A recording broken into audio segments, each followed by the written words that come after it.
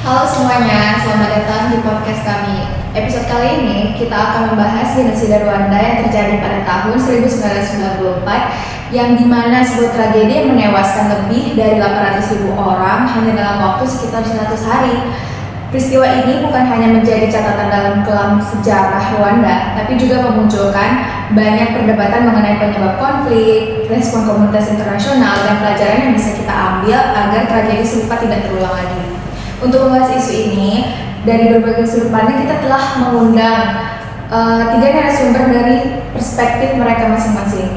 Ada Medeler sebagai Komandan UNAMIR, dan kemudian ada perwakilan diplomat Amerika Serikat sebagai anggota Dewan Keamanan PBB, dan yang terakhir ada seorang akademisi hubungan internasional yang akan membantu kita melihat peristiwa ini dari teoritis berbagai sudut pandang yang berbeda. Kita akan masuk ke narasumber yang pertama. Nah, menurut Deler, sebelum genosida pecah pada 1994, bagaimana menurut Anda kondisi Rwanda yang Anda lihat ketika pertama kali memimpin misi UNAMIR? Ketika saya tiba di Rwanda pada tahun 1993 sebagai Komandan United Nations Assistance Mission for Rwanda, atau kita juga mengenal sebagai UNAMIR, situasi ini tampak relatif tenang terlihatnya. Tapi itu di balik semua itu saya melihat adanya ketegangan yang sangat mendalam antara kelompok Hutu dan juga Tutsi, di mana perjanjian Arusha yang ditandatangani antara pemerintah Rwanda dan Rwandan Patriotic Front memang memberi harapan akan perdamaian. Tetapi di lapangan saya menyaksikan banyak pihak yang sebenarnya tidak menginginkan perdamaian tersebut, di mana kelompok ekstremis Hutu mulai menyebarkan propaganda melalui media, terutama radio televisi Libre Desni Ines. Narasi kebencian terhadap Tutsi ini semakin terbuka. Milisi Interahamwe juga mulai melakukan pelatihan dan mobilisasi. Bagi saya tanda-tanda bahwa kekerasan besar ini sedang dipersiapkan, di mana sudah terlihat jauh sebelum April 1994, di mana persoalan ini bukan lagi tentang kekerasan yang akan terjadi, tapi seberapa besar skalanya yang kemungkinan yang akan diakibatkan. Oke, terima kasih Deler. Jadi sebenarnya apa yang menyebabkan Mandat UNAMIR itu mengeluarkan mandat pada saat itu? Terus mengapa pasukan PBB tidak mampu menghentikan pembantaian? Banyak orang ini berasumsi bahwa pasukan PBB ini datang dengan kewenangan yang penuh ya untuk menghentikan konflik. Tapi kan pada nyatanya tidak. UNAMIR ini diberikan mandat yang sangat terbatas karena tugas utama kami adalah mengawasi implementasi perjanjian Arusha, memantau gencatan senjata, dan juga membantu proses transisi politik. Kita ini bukan pasukan yang untuk ditugaskan bertempur gitu, karena aturan keterlibatan kami ini juga sangat ketat. Kami tidak diperbolehkan menggunakan kekuatan militer kecuali untuk membela diri, di mana artinya kita ini ketika kami mengetahui adanya ancaman yang serius terhadap warga sipil, kemampuan kami ini hanya untuk bertindak ini sangat dibatasi oleh mandat yang diberikan oleh Dewan Keamanan PBB. Selain juga jumlah personil kami juga sangat kurang dari cukup gitu, karena Rwanda ini sedang menuju bencana nasional, tetapi sumber daya yang diberikan kepada kami ini tidak sebanding dengan ancaman yang terjadi di Oke, kalau kita lihat salah satu bagian yang paling banyak dibahas adalah genocide facts ya. Jadi apa sebenarnya isi peringatan tersebut dan bagaimana respon yang Anda terima dari markas besar PBB? Pada Januari 1994 ini saya menerima informasi dari seorang informan yang memiliki akses langsung ke jaringan milisi kelompok itu, di mana informasi tersebut sangat mengkhawatirkan. Ia menjelaskan bahwa milisi sedang menyusun daftar target, menyimpan senjata dalam jumlah yang besar, dan mempersiapkan pembunuhan massal terhadap warga sipil dari Tutsi serta tokoh-tokoh moderat dari Hutu. Saya segera mengirimkan laporan ke markas besar PBB di New York, di mana laporan ini kenal sebagai genocide facts, di mana saya minta izin untuk menyita gudang senjata dan mengambil langkah pencegahan. Jawaban yang saya terima justru sangat mengecewakan ya dari pihak PBB, karena PBB tidak mengizinkan operasi tersebut karena dianggap melampaui mandat yang diberikan kepada kami sebagai UNAMIR. Oke, sebagai seorang komandan militer, hal itu adalah satu momen yang paling frustasi dalam hidup saya, karena kami memiliki informasi yang dapat menyelamatkan banyak nyawa, tapi tidak diberikan kewenangan yang penuh dalam bertindak. Oke, lalu setelah itu ada tragedi ada pesawat presiden Habyarimana yang ditembak jatuh. Apa yang terjadi di lapangan dan seberapa cepat situasinya berubah? Ya, tepatnya pada malam 6 April 1994, pesawat Presiden Juvenal Habyarimana ini jatuh di dekat Kigali. Nah, dari menunjang pembunuhan sistematis ini dimulai, pos-pos pemeriksaan dan munculan di berbagai wilayah. Milisi Interahamwe dan unsur-unsur militer mulai memburu warga Tutsi serta juga Hutu moderat. Dan yang saya saksikan ini bukan lagi konflik bersenjata biasa. Ini adalah upaya pemusnahan suatu kelompok manusia di mana keluarga dibunuh di rumah mereka, anak-anak dibunuh di depan orang tua mereka, gereja dan sekolah yang seharusnya menjadi tempat mereka untuk berlindung ini berubah menjadi lokasi pembantaian. Oke, sangat informatif ya Pak. Dari penjelasan General Deller itu kita bisa melihat bahwa sebenarnya berbagai tanda bahaya itu sudah muncul ya jauh sebelum genosida mencapai puncaknya. Tapi berbagai upaya pencegahan tampaknya tidak direspon sebagaimana mestinya. Hal ini kemudian memunculkan pertanyaan mengenai bagaimana proses pengambilan keputusan di tingkat internasional khususnya di Dewan Keamanan PBB. Oke, karena kita akan membahas dari perspektif keputusan di tingkat internasional, kita akan masuk ke narasumber yang kedua yaitu diplomat Amerika Serikat. Menurut Bapak, peristiwa Black Hawk Down di Somalia pada tahun 1993 yang sering disebut sebagai salah satu alasan utama Amerika Serikat enggan kembali mengirim pasukan ke Afrika. Seberapa besar peristiwa tersebut mempengaruhi sikap Amerika setelah krisis Rwanda mulai berkembang? Oke, baik.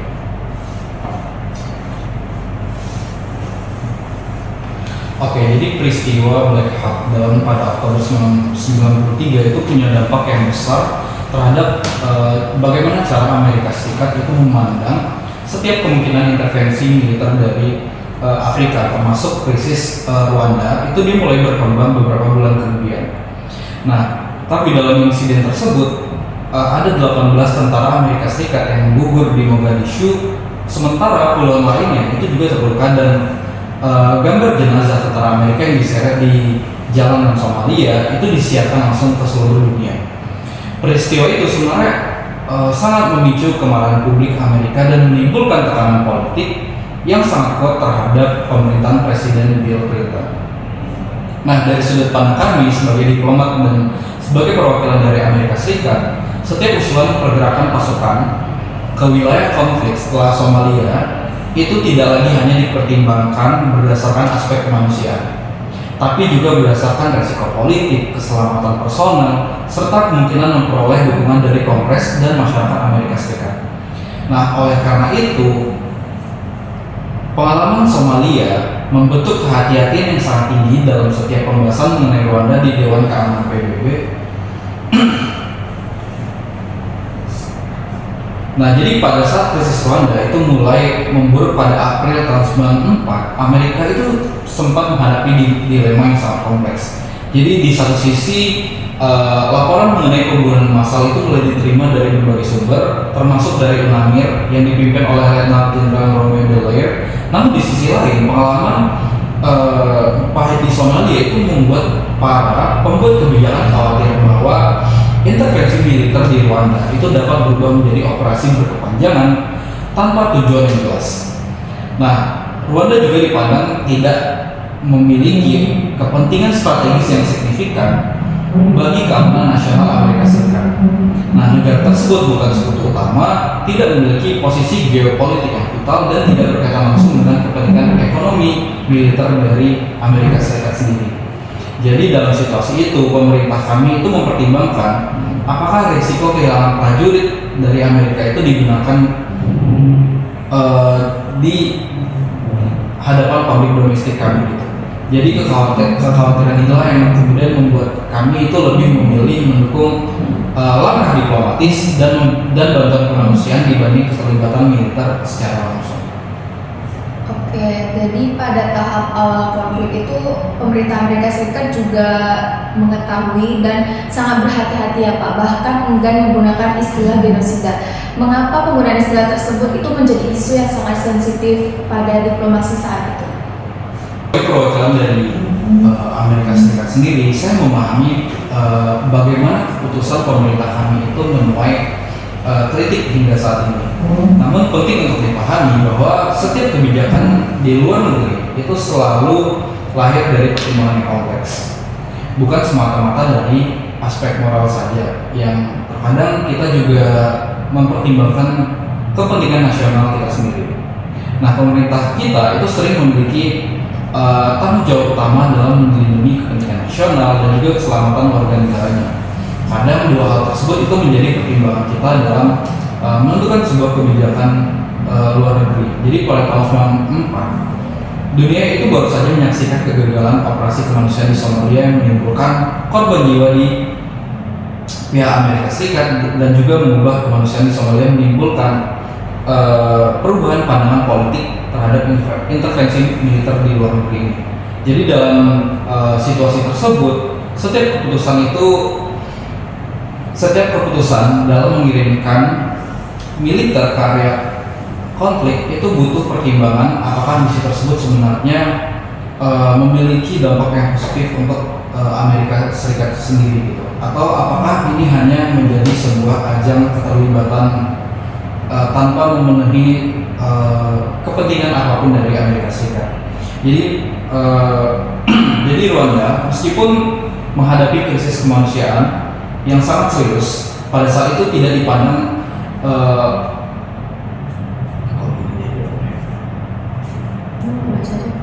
jadi nilai strategis yang cukup besar untuk membenarkan resiko intervensi secara langsung.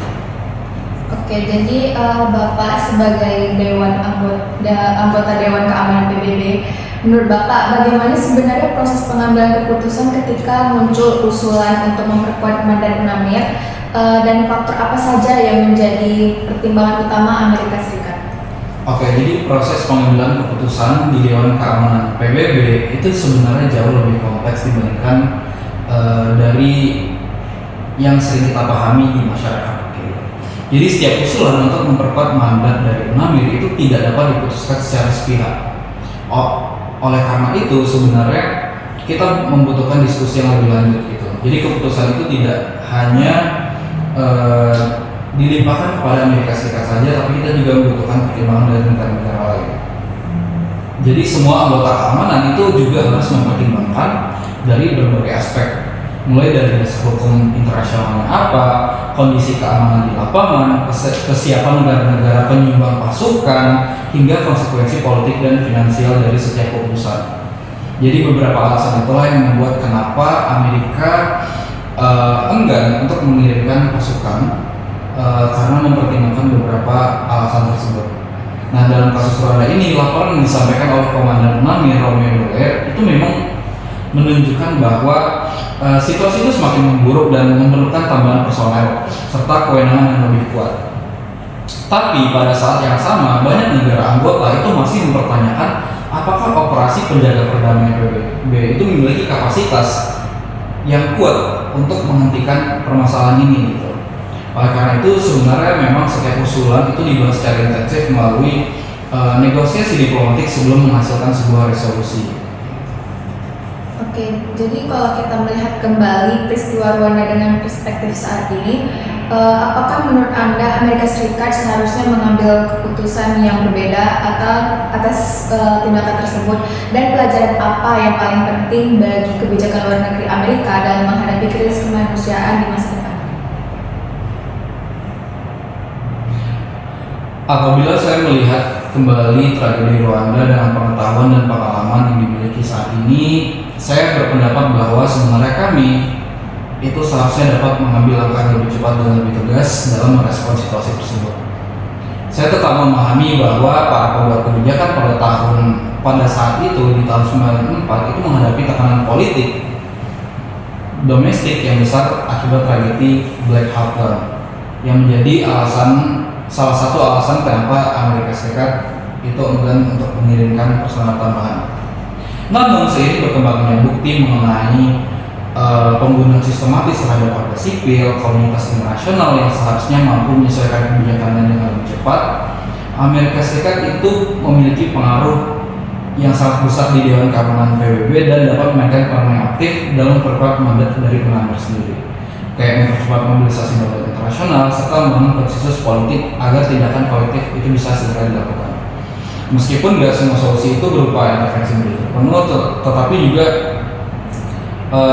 terhadap ruang yang lebih luas bagi kepemimpinan diplomatik yang pada saat itu belum dimanfaatkan secara maksimal. Jadi pelajaran yang pentingnya lainnya adalah bahwa kepentingan nasional itu memang sebagai tanggung jawab kemanusiaan yang tidak selalu dipandang sebagai dua tujuan yang saling bertentangan. Jadi dalam jangka pendek, menghindari keterlibatan di Rwanda itu mungkin dari perspektif kami itu dianggap mampu mengurangi resiko politik dan menghindari keterlibatan Amerika Serikat secara militer dan juga politik dalam kasus itu. Akan tetapi sebenarnya dalam jangka panjang, kegagalan mencegah genosida itu justru menimbulkan kerugian terhadap kredibilitas dari kami sendiri gitu. Selama ini mengklaim diri sebagai pendukung demokrasi, hak asasi manusia, dan tragedi Rwanda itu sebenarnya menunjukkan bahwa negara-negara besar itu sebenarnya tidak serta-merta bisa membantu secara langsung, tapi kita juga membutuhkan pertimbangan secara internal apakah sebuah kebijakan atau langkah yang kita ambil itu aman untuk negara dalam jangka pendek maupun jangka panjang. Oke, kemudian banyak pihak yang menilai bahwa Amerika Serikat itu lebih mengutamakan kepentingan nasionalnya dibandingkan menyelamatkan ratusan ribu warga sipil di Rwanda. Jadi menurut Anda, bagaimana menjelaskan keputusan tersebut dari sudut pandang pemerintah Amerika Serikat? Selain faktor kepentingan nasional, sebenarnya terdapat pula persoalan mengenai keterbatasan informasi dan dinamika pengambilan keputusan pada tahap awal konflik di Rwanda. Jadi pada minggu pertama situasi di Rwanda itu berkembang dengan sangat cepat dan laporan yang diterima oleh pemerintah kami itu berasal dari berbagai sumber dengan tingkat keakuratan yang berbeda-beda. Nah, jadi di dalam birokrasi pemerintahan kami itu terjadi perdebatan mengenai apakah kekerasan yang terjadi itu merupakan kelanjutan perang saudara yang telah memenuhi unsur genosida sebagaimana yang diatur dalam Konvensi Genosida tahun 48. Jadi penggunaan istilah genosida itu bukan hanya sebagai persoalan bahasa, tapi tentang implikasi hukum dan politik dalam melakukan tindakan nyata untuk menghentikan pembantaian. Nah, oleh sebab itu sebenarnya pemerintah kami itu lebih memilih berhati-hati dalam setiap pernyataan, setiap langkah, dan tentunya kami secara resmi itu selalu mengambil keputusan yang selalu dievaluasi perkembangannya berdasarkan situasi dan koordinasi dengan negara-negara anggota Dewan Anggota Keanggotaan PBB. Oke, jadi kita melihat bahwa keputusan internasional tidak hanya dipengaruhi oleh situasi kemanusiaan di lapangan, tetapi juga oleh pertimbangan politik dan kepentingan nasional masing-masing negara. Nah, untuk melihat persoalan ini secara lebih luas, mari kita dengarkan analisis dari perspektif akademik. Kalau melihat keseluruhan peristiwa ini, kita akan membahas dari sudut pandang akademisi hubungan internasional. Bagaimana menurut Anda sebagai akademisi hubungan internasional memandang tragedi genosida Rwanda dari perspektif hati dan hak asasi manusia? Apabila kita melihat tragedi Rwanda hanya sebagai konflik etnis antara Hutu dan Tutsi, maka kita sebenarnya sedang menyederhanakan sebuah persoalan yang jauh lebih kompleks. Sebagai akademisi HI, saya justru melihat genosida Rwanda tahun 1994 ini sebagai bukti bahwa sistem internasional dapat mengalami kegagalan ketika kepentingan politik lebih dominan dibandingkan kewajiban moral dan hukum untuk melindungi kehidupan manusia. Film Shake Hand with the Devil ini memperlihatkan kita bahwa pembantaian tersebut bukanlah peristiwa yang terjadi secara tiba-tiba. Berbagai tanda telah muncul jauh sebelum genosida dimulai. Romeo Dallaire menerima informasi dari seorang informan yang mengungkap adanya daftar nama warga Tutsi yang akan dibunuh, lokasi penyimpanan senjata, pelatihan milisi, hingga rencana pembunuhan sistematis. Informasi tersebut kemudian dikirim kepada markas besar PBB melalui apa yang kemudian dikenal sebagai genocide facts. Akan tetapi alih-alih memberikan otorasi untuk mencegah pembantaian, PBB justru memerintahkan agar pasukan UNAMIR tidak melakukan tindakan di luar mandatnya. Disinilah letak kegagalan pertama. Kegagalan tersebut bukan karena dunia tidak mengetahui apa yang sedang terjadi, melainkan karena dunia memilih untuk tidak bertindak. Dalam bukunya A People Betrayed: The Role of the West in Rwanda Genocide, Linda Malvern menjelaskan bahwa informasi mengenai persiapan genosida sebenarnya telah diketahui sejumlah negara barat dan pejabat PBB. Namun tidak ada kemauan politik yang cukup kuat untuk melakukan tindakan pencegahan. Dengan kata lain, yang gagal bukanlah sistem intelijen dan lainnya, melainkan proses pengambilan keputusan politik. Dalam perspektif hubungan internasional, kondisi tersebut menunjukkan dominasi paradigma realisme dari Hans J. Morgenthau dalam politik among nation. Morgenthau menjelaskan bahwa negara pada dasarnya bertindak berdasarkan kepentingan nasional, bukan berdasarkan pertimbangan moral. Teori ini menjelaskan mengapa negara-negara besar seperti AS tidak segera mengirim pasukan tambahan ke Rwanda. AS masih mengalami trauma akibat insiden Black Hawk Down di Somalia pada 1993. Belgia menarik seluruh pasukannya setelah 10 tentaranya dibunuh. Prancis memiliki kepentingan geopolitik tersendiri di Rwanda. Akibatnya, perlindungan terhadap warga sipil bukan menjadi prioritas utama. Namun apabila kita melihatnya dari perspektif HAM, pendekatan tersebut menjadi sangat problematif. Hak hidup merupakan hak fundamental yang dijamin dalam pasal 3 Universal Declaration of Human Rights serta pasal 6 International Covenant on Civil and Political Rights. Ketika komunitas internasional mengetahui adanya pembantaian massal tetapi memilih untuk tidak bertindak, maka yang dipertanyakan bukan hanya efektivitas PBB, melainkan kredibilitas seluruh rezim HAM internasional. Jack Donnelly dalam Universal Human Rights in Theory and Practice menegaskan bahwa HAM bersifat universal, sehingga perlindungannya tidak boleh bergantung pada kepentingan politik suatu negara. Akan tetapi, Rwanda menunjukkan bahwa universalisme HAM seringkali berhenti pada tingkat normatif dan tidak selalu diwujudkan dalam tindakan nyata. Dan bagi saya, ini bukan kisah tentang kegagalan seorang jenderal menjaga perdamaian, tapi ini adalah refleksi tentang bagaimana dunia internasional dapat menjadi penonton ketika genosida sedang berlangsung. Oke.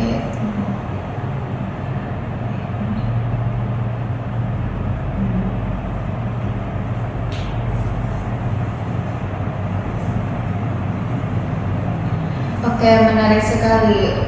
Jadi dapat dipahami bahwa tragedi Rwanda tidak bisa hanya dijelaskan sebagai konflik antar Hutu dan Tutsi, tetapi juga berkaitan dengan kegagalan sistem internasional dalam merespon tanda-tanda genosida sejak awal. Dalam film maupun dari penjelasan General Delar tadi, terlihat bahwa UNAMIR memiliki keterbatasan mandat sehingga tidak dapat bertindak lebih jauh. Menurut Anda, apakah ini menunjukkan kegagalan PBB semata atau ada persoalan yang lebih mendasar dalam sistem internasional? Saya berpendapat bahwa persoalannya itu jauh lebih mendasar daripada sekadar kelemahan organisasi PBB. Kita harus memahami bahwa PBB bukanlah sebuah pemerintahan dunia yang memiliki tentara permanen dan dapat bertindak secara mandiri. PBB bergantung pada keputusan politik negara-negara anggotanya, terutama 5 negara Dewan Keamanan yang memiliki hak veto. Dalam hal Rwanda, UNAMIR dibentuk untuk mengawasi pelaksanaan Arusha Peace Agreement antara pemerintah Rwanda dan Rwanda Patriotic Front. Mandat tersebut merupakan mandat peacekeeping tradisional yang didasarkan pada 3 prinsip utama menurut United Nations Peacekeeping Operation Principle and Guidelines, yaitu adanya persetujuan para pihak yang berkonflik, netralitas, dan penggunaan kekuatan hanya untuk membela diri. Masalahnya, ketika genosida dimulai, kondisi di lapangan berubah secara total. Tidak lagi terdapat 2 pihak yang berusaha mencapai perdamaian. Yang terjadi adalah pemerintah beserta kelompok milisi melakukan pembunuhan sistematis terhadap warga sipil yang tidak bersenjata. Dan secara akademik, inilah yang disebut sebagai mismatch between mandate and reality. Mandat dirancang untuk menjaga perdamaian, sementara realitas yang dihadapi adalah kejahatan genosida. Dan Romeo Dallaire berkali-kali meminta tambahan sekitar 5.000 personel beserta kewenangan yang lebih luas untuk menyita senjata dan perlindungan warga sipil. Permintaan tersebut tidak pernah dipenuhi. Bahkan setelah 10 tentara Belgia dibunuh, Dewan Keamanan justru mengurangi jumlah pasukan UNAMIR dari 1.000 sekitar 2.500 personel menjadi hanya sekitar 270 personel. Keputusan ini sering dianggap sebagai salah satu keputusan paling keliru dalam sejarah operasi perdamaian PBB. Dalam laporan Independent Inquiry into the Action of the United Nations during the 1994 genocide in Rwanda yang dipimpin Ingvar Carlsson tahun 1999, dinyatakan secara tegas bahwa PBB gagal bertindak cepat meskipun telah menerima berbagai peringatan mengenai kemungkinan terjadinya genocide. Laporan tersebut menyebut kegagalan ini sebagai international failure yang melibatkan sekretariat PBB maupun Dewan Keamanan. Nah, dari perspektif teori institusional liberal, Robert Cohen berpendapat bahwa institusi internasional dibentuk untuk memfasilitasi kerjasama dan mengurangi konflik antar negara. Namun Rwanda membuktikan bahwa institusi internasional tidak akan efektif apabila negara-negara anggotanya tidak memiliki political will. Institusi hanyalah alat. Efektivitasnya ditentukan oleh komitmen negara yang berada di dalamnya. Dan hal ini memperlihatkan dilema yang sangat menyakitkan. Seorang komandan pasukan perdamaian ingin mengetahui bagaimana cara menyelamatkan ribuan nyawa, memiliki personel yang siap bertindak, tetapi secara hukum tidak diizinkan melakukannya. Dan bagi saya, tragedi ini merupakan benturan antara legalitas dan moralitas. Secara hukum, Dallaire harus mematuhi mandat. Secara moral, ia juga harus menyaksikan manusia dibunuh setiap hari tanpa dapat memberikan perlindungan yang memadai. Oke, pertanyaan selanjutnya, lalu apakah tragedi Rwanda ini memberikan perubahan terhadap perkembangan hukum internasional dan perlindungan HAM hingga saat ini? Menurut saya peristiwa ini memberikan perubahan yang sangat besar. Saya bahkan berani mengatakan bahwa banyak perkembangan hukum internasional modern lahir karena dunia merasa gagal di Rwanda ini. Setelah Perang Dunia Kedua, masyarakat internasional percaya bahwa Konvensi Genocide 1948 akan mampu mencegah terulangnya kejahatan serupa Holocaust. Namun Rwanda membuktikan bahwa keberadaan norma hukum saja tidak cukup apabila tidak disertai tindakan nyata. Salah satu perubahan besar adalah lahirnya konsep R2P. Konsep ini dikembangkan oleh International Commission on Intervention and State Sovereignty pada tahun 2001 dan kemudian diadopsi oleh negara-negara anggota PBB pada World Summit tahun 2005. Ramesh Thakur menjelaskan bahwa responsibility to protect mengubah cara pandang terhadap kedaulatan negara. Sebelumnya kedaulatan dipahami sebagai hak negara untuk bebas dari campur tangan pihak luar. Namun setelah Rwanda, kedaulatan dipahami sebagai tanggung jawab negara untuk melindungi rakyatnya dari genosida, kejahatan perang, pembersihan etnis, dan kejahatan terhadap kemanusiaan. Apabila negara gagal menjalankan tanggung jawab tersebut, maka masyarakat internasional memiliki tanggung jawab kolektif untuk mengambil tindakan sesuai piagam PBB. Perubahan ini sangat penting karena menggeser orientasi hukum internasional dari perlindungan negara menuju perlindungan manusia. Gareth Evans menyebut perubahan ini sebagai salah satu transformasi normatif paling signifikan dalam hubungan internasional setelah berakhirnya Perang Dingin. Nah, selain itu Rwanda juga mempercepat perkembangan mekanisme akuntabilitas internasional melalui pembentukan International Criminal Tribunal for Rwanda atau ICTR. Tribunal ini menjadi presiden paling penting karena untuk pertama kalinya pengadilan internasional menyatakan bahwa pemerkosaan dapat dikategorikan sebagai tindakan genosida apabila dilakukan dengan tujuan menghancurkan suatu kelompok etnis.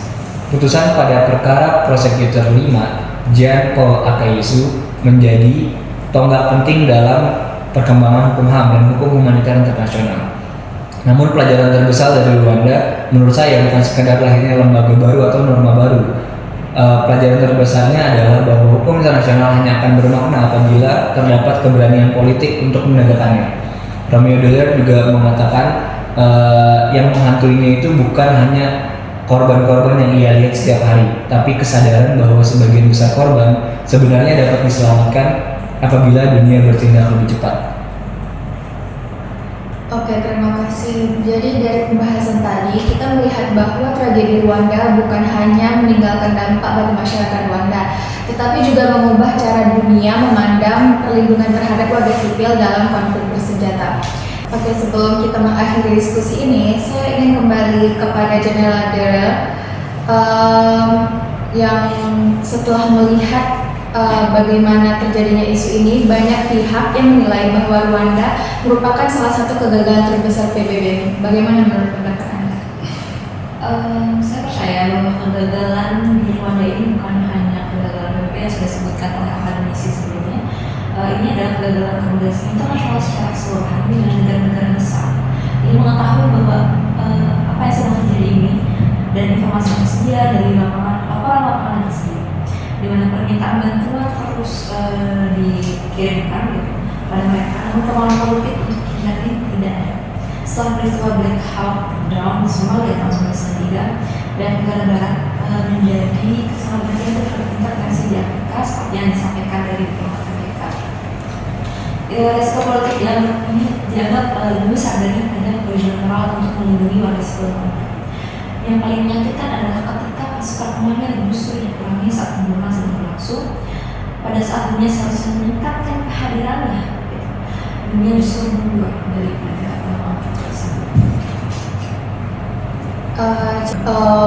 kalau begitu bisa dikatakan bahwa persoalan Rwanda bukan hanya kegagalan satu aktor, tapi kegagalan sistem internasional secara keseluruhan.